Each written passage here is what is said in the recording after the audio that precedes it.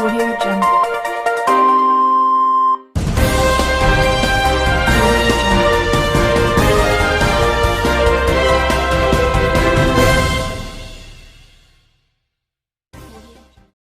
मैं doctor Ritu Singh, social activist, जैसे कि आप सब मुझे जानते हैं, असिस्टेंट प्रोफेसर दिल्ली यूनिवर्सिटी। मैंने 2019 में दौलत राम कॉलेज में असिस्टेंट प्रोफेसर के पद पे पढ़ाना शुरू किया था। और मैं आज आप सबको इस वीडियो के माध्यम से ये बताना चाह रही हूँ कि मैं एक लड़ाई लड़ रही हूँ पिछले 1.5 साल से। 1 साल हो गया है, 1 साल 4 महीने इस लड़ाई को लड़ते मुझे हो गया है। और ये लड़ाई एक मनुवादी प्रिंसिपल के खिलाफ मेरी ये लड़ाई है। और मैंने मनुवादी क्यों कहा? इसलिए कहा क्योंकि इस मनुवादी प्रिंसिपल की हिस्ट्री रही है, इतिहास रहा है। पीड़ित, शोषित, दलित समाज, वंचित समाज के, मिनॉरिटी सेक्शंस के, चाहे वो सिख है चाहे मुस्लिम्स हैं, उनके साथ अत्याचार करने का एक इनका इतिहास रहा है पुराना। और मैं ये ऐसे ही नहीं कह रही। जब मैं ये बात कह रही हूँ तो मैं पूरी जिम्मेदारी से इस बात को कह रही हूँ, क्योंकि इनके इस चीज़ के सारे पुख्ता सबूत मेरे पास मौजूद हैं कि इनका और उसकी सबूतों के साथ साथ जो इनके इतिहास रहा है इस तरीके से भेदभाव करने का, डिस्क्रिमिनेशन करने का, लोगों को एम्बैरस करने का, इंसल्ट करने का, उनके अगेंस्ट कॉन्स्पिरेसी करके उन लोगों को या तो सिस्टम से बाहर निकाल देना या तो इतना तंग करना, इस चीज़ के सबूत और उसकी एक जीती जाती एग्जाम्पल आप सबके सामने यहाँ पे इस समय आपके साथ वीडियो में आपसे बात कर रही है। ये यूं ही नहीं हुआ, ये सारी चीज़ें ऑल ऑफ सडन नहीं आई। जब मैंने कॉलेज ज्वाइन किया इनका, उसके बाद जिस तरीके से इनका व्यवहार मैंने अपने साथ देखा, जिस तरीके से इनकी दिन प्रतिदिन मिसकंडक्ट जो मेरे साथ रहा वो देखा, बहुत बार इग्नोर भी किया।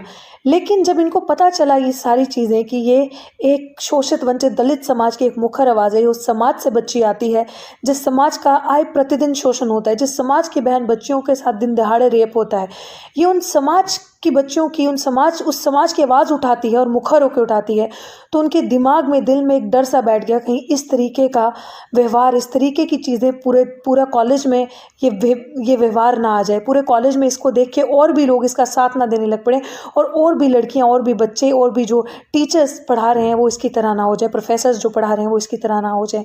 तो उनके दिल में एक घृणा, एक नफ़रत मेरे लिए आ गई। जिस तरीके से उन्होंने मेरे साथ बुरा व्यवहार किया, उनसे ये चीज़ हजम नहीं हुई कि किस तरह से किस समाज की लड़की अच्छे से रहती है, अच्छे से बोलती है, अंग्रेज़ी बोलती है, अच्छे से पहनती है, खाती है, और हमारे साथ कंधे से कंधा मिला के चलती है, और हमारी चालाकी बनाई हुई स्ट्रैटेजीज़ को खुलेआम चैलेंज करती है और समाज की आवाज़ उठाती है। तो उन्होंने मुझे टारगेट इस कदर किया कि मेरा फिनेंशियल बॉयकॉट किया। वो कैसे? कि मेरी नौकरी छीन ली। और मेरी नौकरी, सच माने मैं अपने समाज से आज ये बात कहना चाहती हूँ कि मुझे कोई मलाल नहीं है इस चीज़ का कि मेरी नौकरी चली गई, क्योंकि मलाल तब होता मेरे पास ऑप्शन था। दलाली का, गुलामी का रास्ता था बहुत आसान।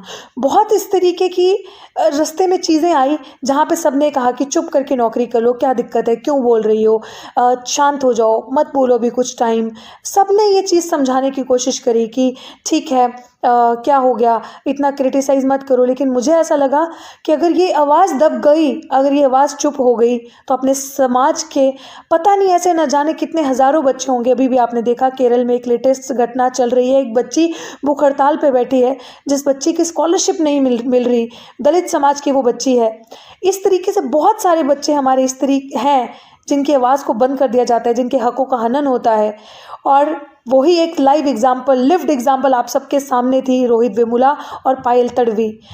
तो वो दुखद घटना से शायद अभी हम उबर नहीं पाए, अभी भी उन बच्चों को इंसाफ नहीं मिला है हमारे समाज के। वही एक मिसाल आप सबके सामने बैठी है। तो मैं अपने समाज के जो बड़े चेहरे हैं, जो बड़े प्रतिनिधित्व करते हैं जो हमारे समाज का, मैं उन सबके सामने गुजारिश करना चाहती हूँ कि कहीं डॉक्टर रितु की आवाज़ भी वो इस तरीके से बंद ना हो, और आप सबको डॉक्टर रितु के लिए कल कैंडल मार्च करके सामने ना आना पड़े। जिस तरीके से आप रोहित वेमुला और पायल तडवी के लिए जंतर मंतर पे आए थे और कैंडल मार्च निकाला था आपने, वही हाल आपको डॉक्टर रितु के लिए ना करना पड़े। तो मेरी आप सबके सामने एक विनती है आप सबसे कि इस आवाज़ को बचाइए, इस लड़ाई को लड़िए, क्योंकि इस समाज के स्वाभिमान की लड़ाई है, समाज के प्रोटेक्शन की एक लड़ाई है, जो आने वाले बच्चे हैं उनके भविष्य की लड़ाई है, उन सबके भविष्य को आप प्रोटेक्ट कर सकते हैं। क्योंकि अगर सावित्रीबाई फुले ने ये रास्ता चुना होता दलाली और गुलामी का, तो आज डॉक्टर रितु के मुंह में जुबान ना होती, आज डॉक्टर रितु शिक्षित ना होती और अपने हकों को समझती ना। अगर बाबा साहिब ने चुप्पी का रास्ता चुना होता, गुलामी का रास्ता चुना होता, और डॉक्टर बाबा साहेब भीमराव अम्बेडकर ना बनते, और उनकी वजह से आज ये मुंह में जुबान ना आती और ये अपने हक हुकूक की लड़ाई समझ ना आती। तो यहाँ पे दिल्ली विश्वविद्यालय में आई हूँ, पढ़ी हूँ, लिखी हूँ, अपने हकों को समझा है। और बहुत सारी ऐसी महिलाएं हैं जो दिन प्रतिदिन मुझे बच्चियाँ मैसेज करती रहती हैं कि आप हमारा हौसला, आप हमारी हिम्मत है। लेकिन इस हिम्मत को, इस हौसले को आप सब टूटने ना दें। तो मेरे समाज के हर उस बच्चे से, हर उस बुजुर्ग से, हर उस बड़े से, हर उस पढ़े लिखे तबके से ये मेरी हाथ जोड़कर विनती है, क्योंकि इस आवाज़ की कहीं सुनवाई नहीं हो रही, कोर्ट में भी सुनवाई नहीं हो रही, क्योंकि कोर्ट भी जो फैसला सुना रहा है वो एक तरफ का पक्ष का फैसला सुना रहा है। कोर्ट मेरे पास जो पुख्ता सबूत मौजूद हैं, जो मेरे खिलाफ कॉन्स्पिरेसी हुई है, उस सारी चीज़ों के एक सवाल के जवाब के सबूत मेरे पास हैं। मैं उन सब सबूतों को आप सबके सामने रखना चाहती हूँ। आपको पता चलेगा कि कितना मजबूत मेरी लड़ाई है और कितनी सच्चाई है इस बात में।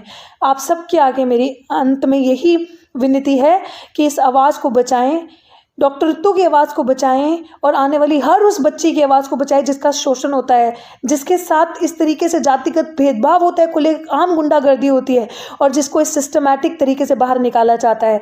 अगर आप इस आवाज़ को बचाएंगे, सच की आवाज़ को, तो ये दिल्ली विश्वविद्यालय में सिर्फ एक की लड़ाई नहीं, पूरे समाज की लड़ाई होगी। और पूरे समाज के बच्चे सर उठाकर अपनी जो शॉर्टफॉल और बैकलॉग की सीट्स हैं, जो हज़ारों के हिसाब से पड़ी हैं इस यूनिवर्सिटी में, बहुत सारी ऐसी यूनिवर्सिटीज़ में पड़ी है, लेकिन दिल्ली विश्वविद्यालय की अगर मैं पर्टिकुलर बात करूं तो आपको घर से लोग ढूंढते थक जाओगे, इतनी सीटें आपकी हैं जो NFS करके आप ही के समाज के बच्चों को निकाल दिया जाता है, नॉट फाउंड सूटेबल करके निकाल दिया जाता है। वो बच्चे, वो लोग जिनकी सीटें यहाँ पे पड़ी हैं, उसकी लड़ाई भी हम सबको मिलकर लड़नी है। समाज का सर इस तरीके से झुकने ना दें, ताकि जीते जी जब आपको कोई गुहार लगाता है कि वो जातिगत भेदभाव का शिकार है, उसके साथ डिस्क्रिमिनेशन हो रहा है, उसका फाइनेंशियल बॉयकॉट हो गया है, उसको मेंटली हरास किया जा रहा है, तो ये सबसे बड़ी समाज की जिम्मेदारी बनती है कि उस समय उस बच्चे का आकर साथ दें, उसके साथ कंधे से कंधा मिलाकर खड़े और सच की लड़ाई को लड़ें, और उसको पूरी कोशिश करें कि उसको इंसाफ मिले। तो मेरी आप सबके आगे सबसे अंत में यही विनती है कि समाज के बच्चे का सर ना झुकने दें, और इसकी कहानी रोहित वेमुला और पायल तडवी की तरह ना बनाएं, क्योंकि अभी उनके लड़ाई में भी हमें इंसाफ नहीं मिला है।